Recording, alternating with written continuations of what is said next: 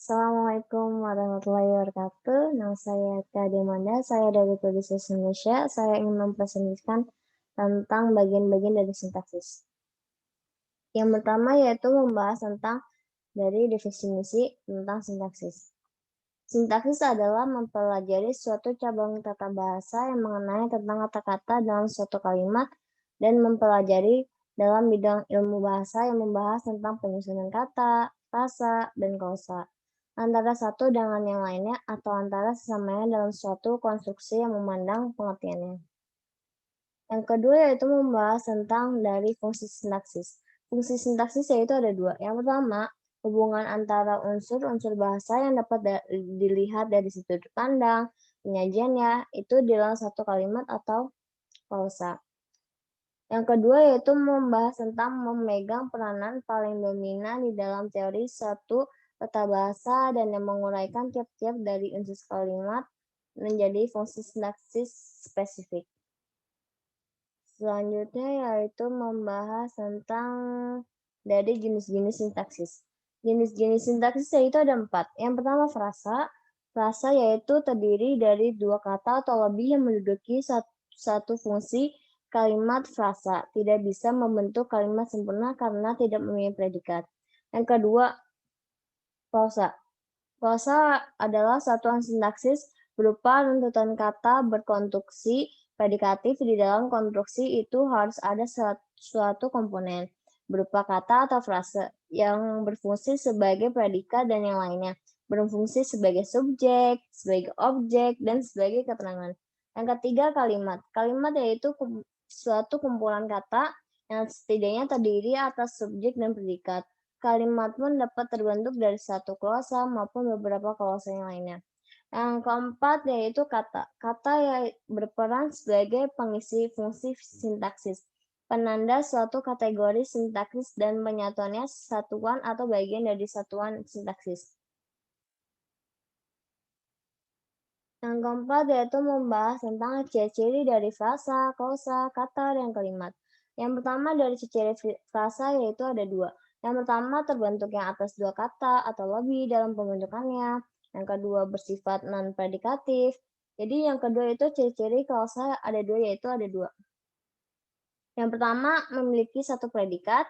Yang kedua tidak memiliki intonasi akhir. Yang ketiga yaitu ciri-ciri dari kalimat ada dua yaitu yang pertama dapat berdiri sendiri meskipun tidak ditambah dengan kalimat lengkap. Yang kedua mempunyai pola intonasi akhir. Yang keempat yaitu dari ciri kata. Ada dua yaitu yang pertama elemen terkecil dalam sebuah bahasa yang diciptakan maupun ditulis untuk menunjukkan perasaan dan emosi seseorang dalam berbahasa. Yang kedua yaitu membahas tentang unit bahasa yang dapat berdiri sendiri. Ini juga terdiri dari satu atau lebih morfem. Selanjutnya yaitu membahas tentang contoh sintaksis. Contoh sintaksis yaitu ada dua. Yang pertama dari bahasa Indonesia, katanya yaitu ibu membelikan adik baju baru yang dibelinya dari toko baju. Dalam bahasa Jawanya yaitu mama tukukna adik lambi anyar sin tukukna ning toko klambi. Yang kedua yaitu dalam bahasa Indonesia. Saya bekerja dari pukul 7 pagi. Dalam bahasa Jawanya yaitu nyong kerja sin pukul 7 esok.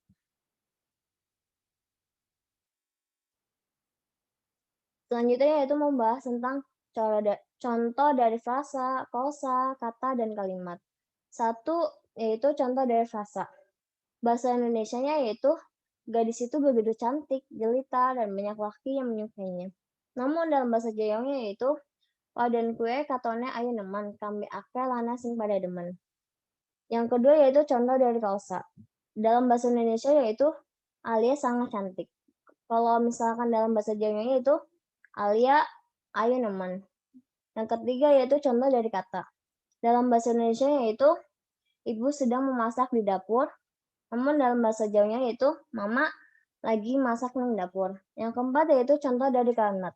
Dalam bahasa Indonesia yaitu Nathan mentraktir kami makan siang di sebuah restoran mahal. Namun dalam bahasa Jawanya yaitu Nathan ngetraktir sekabihan mangan awan ning restoran larang. Selanjutnya yaitu membahas tentang jenis-jenis dari frasa, prosa, kata, dan kalimat. Yang pertama yaitu membahas tentang jenis dari frasa.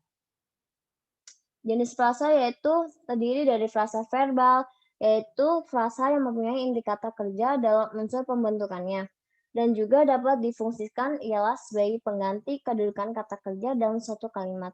Yang kedua yaitu membahas tentang frasa nominal. Frasa yang mempunyai inti kata benda dalam pembentukannya dan juga dapat difungsikan ialah sebagai pengganti dari kata benda. Yang kedua yaitu membahas tentang jenis dari klausa. Yang pertama yaitu klausa verbal. Merupakan klausa yang memuat predikat berupa kata kerja verbal. Yang kedua yaitu membahas tentang klausa nomina. Merupakan klausa yang unsur predikat berupa jenis-jenis kata, benda, maupun contoh dari frasa nomina. Selanjutnya yaitu sekian dari presentasi saya dan terima kasih. Wassalamualaikum warahmatullahi wabarakatuh.